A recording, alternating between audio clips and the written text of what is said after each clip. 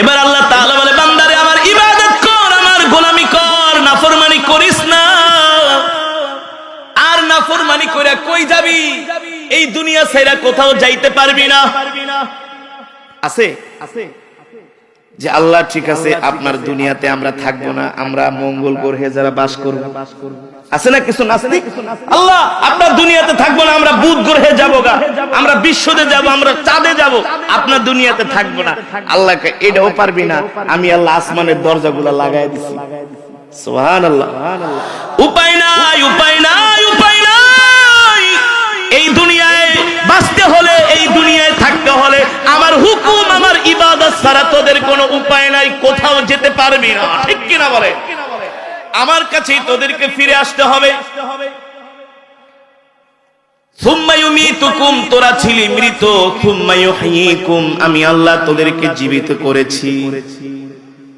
আবার তোদের মৃত্যু হবে, আবার মৃত্যুর পরে তোদেরকে আল্লাহ তাআলার কাছে আসতে হবে, তার সামনে দাঁড়াতে হবে। ঠিক কিনা বলেন? কিন্তু এ বান্দা, আমার সামনে যে আসবি, আমি দুনিয়ায় হলাম রহমান, দুনিয়ায় হলাম রহিম, আমি তো হাসরের ময়দানে আর রহমানও থাকবো না, রহিমও থাকবো না, আমি হয়ে যাব কহার, আমি হয়ে যাব কহার। আমি আল্লাহ হাসরের মাঠে তোদেরকে ছাড়বো না। আমি আল্লাহ সেদিন অপরাধীদেরকে এমন শাস্তি দিব, যাদেরকে ফেরেশতারা লোহার আগুন, লোহার শিকল একেবারে আগুনে জ্বালাতে জ্বালাতে অঙ্গার হয়ে গেছে, এমন জ্বলন্ত লোহার শিকল দিয়ে পিটাতে পিটাতে জাহান্নামের দিকে হাঁকিয়ে হাঁকিয়ে নিয়ে যাবে। আল্লাহ তাআলা বলে, বাঁচতে পারবি না, তোদেরকে সবাইকে মরতে হবে। সাহাবায়ে কেরাম প্রশ্ন করলেন, ওগো আল্লাহর নবী, মৃত্যু যন্ত্রণা এতটা ভয়াবহ? রাহমাতুল লিল আলামিন বললেন, হ্যাঁ, মৃত্যুর যন্ত্রণা পৃথিবীর সবচেয়ে মারাত্মক যন্ত্রণা, ভয়াবহ যন্ত্রণা। আল্লাহর নবী বলেন, সাহাবীরা রে, আমি মালাকুল মউতকে একদিন প্রশ্ন করলাম, এ আজরাইল, আপনি এত মানুষের জান কবজ করেন, কিভাবে জানেন ওই মানুষটা আগামীকাল মারা যাবে, এই মানুষটা 2 দিন আগে মারা যাবে, এই মানুষটা এতটা সময় মারা যাবে, আপনি কিভাবে জানেন? প্রশ্ন আসে কি আসে না? আল্লাহর নবী মালাকুল মউত আজরাইলকে জিজ্ঞেস করছেন, মালাকুল মউত বলেন, বলেন কিভাবে এতগুলো মানুষের জান আপনি কবজ করেন?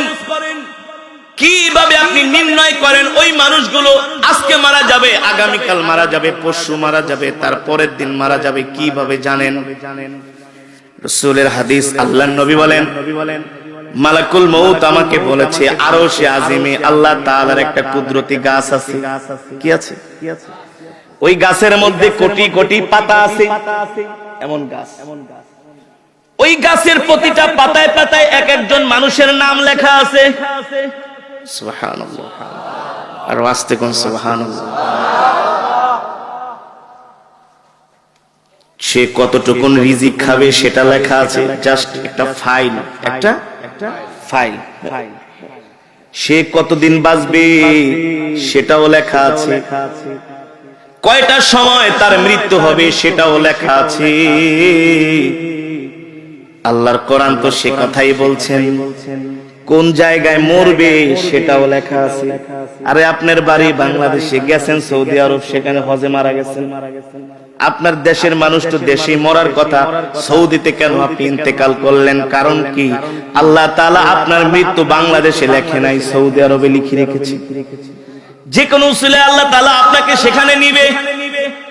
আমার কথা না ভাই, আল্লাহর কোরআন বলছেন, ওয়া মা তাদরি নাফসুম মাযা তাকসিবু গাদা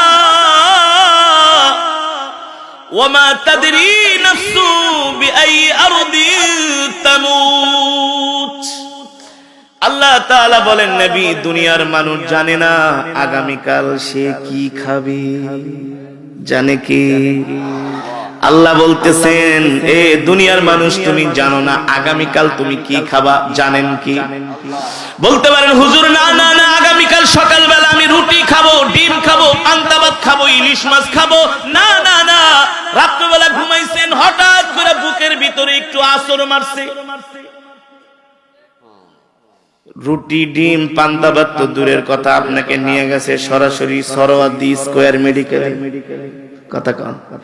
কথা বলেন, সেলাইন লাগায় রাখছে। আপনি প্ল্যান করছেন কি, প্রোগ্রাম করছেন কি, আর আপনার হইলটা কি? আল্লাহ বলে ওমা তাদরি নাফসুম মাযা তাকসিবু গাদা, দুনিয়ার মানুষ জানে না কোন জমিনে তার মৃত্যু হবে। ওমা তাদরি বিআই আরদিন তামুত, মানুষ জানে না কোন জমিনে তার মৃত্যু হবে, একমাত্র আল্লাহ তাআলা ছাড়া কেউ বলতে পারে না। এমনও দেখা যায় অনেক পাইলট বিমান চালানো অবস্থায় মারা যায়।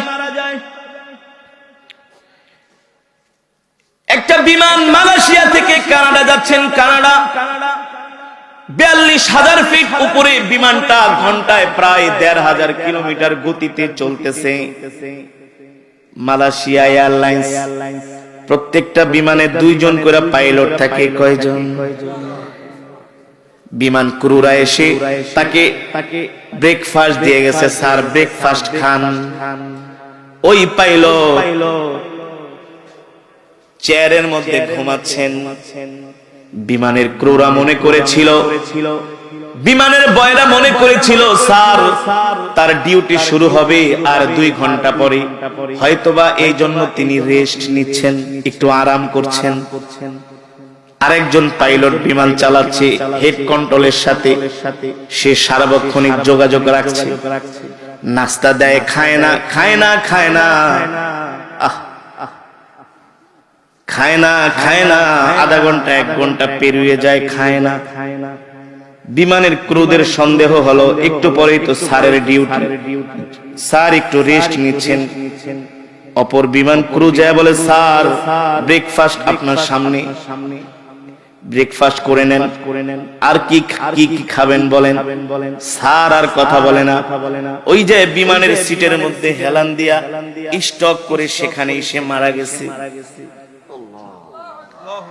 42,000 ফিট উপরে, ঠিক কিনা বলেন? আল্লাহ তাআলা বলে ওমা তাদরি বিআই আরদিন তামুত, মানুষ জানে না কোন জমিনে তার মৃত্যু হবে। জানেন কে? আরো জোরে বলুন, জানেন কে? একমাত্র আল্লাহ তাআলাই জানেন, ঠিক কিনা বলেন? আল্লাহর নবী রাহমাতুল লিল আলামিন বলে মালাকুল মউত বলেন আপনি এত কোটি কোটি মানুষের জানগুলো কিভাবে কবজ করেন, কিভাবে তাদের জানগুলো আপনি বুক থেকে আপনি সিনায় নেন? মালাকুল মউত বলে গো আল্লাহর নবী, আল্লাহ তাআলার আরশে আজিমে একটা গাছ আছে, সেই গাছের মধ্যে কোটি কোটি পাতা আছে, পাতার মধ্যে প্রত্যেকটা মানুষের নাম লেখা। সে কত বছর বাঁচবে সেটা লেখা, তাই কতটুকু রিজিক খাবে সেটা লেখা। যখন ওই ব্যক্তিটার মৃত্যুর সময় হয়ে যায়, 40 দিন বাকি থাকার আগে গাছ ওই তার নামের পাতাটা আস্তে আস্তে করে হলুদ বর্ণ হয়ে যায়। তার মানে কি 40 দিন আগে একটা মানুষ তার মৃত্যুর সিগন্যাল পায়। আপনাদের কোনো আত্মীয় স্বজন যদি কেউ মারা যায়, আপনি যদি তার সাথে ভালো সম্পর্ক থাকে, রিসেন্টলি কেউ যদি মারা যায়, একটু ভালো করে খেয়াল করে দেখেন, একটা মানুষ 40 দিন মৃত্যুর আগে তার কথাবার্তা, খাওয়া দাওয়ার মধ্যে একটা পরিবর্তন চলে আসে। বারবার সন্তানের দিকে তাকায়, স্ত্রীর দিকে তাকায়, এমন কথাবার্তা বলে যেটা শুনে মানুষ বিস্ময় প্রকাশ করে, ঠিক কিনা বলেন? যদি সে আল্লাহওয়ালা হয়, আল্লাহর পেয়ারা বান্দা হয়, সন্তানদেরকে ডাক দিয়ে নিয়ে কাছে নিয়ে বলে বাবারে, এ বাবা জানি না কোন সময় মৃত্যু বরণ করি, শরীরটা বেশি ভাল লাগে না, মাঝে মাঝে অস্বস্তি লাগে। বাবারে আমি এত টাকা ঋণ আছি, আমার ঋণ গুলো দিয়ে দিও। আমি যদি মারা যাই ওই জায়গাটায় আমার কবর দিও। তোমার মাকে দেখে রেখো, তোমার বোনদেরকে দেখে রেখো, সাবধান তোমার মাকে কষ্ট দিও না। আমি তোমার বাবা হইয়া তোমাকে ওসিয়ত করে গেলাম। সন্তান তো বুঝে না বাবা এই কথাগুলো কেন বলছে, ঠিক কিনা বলেন?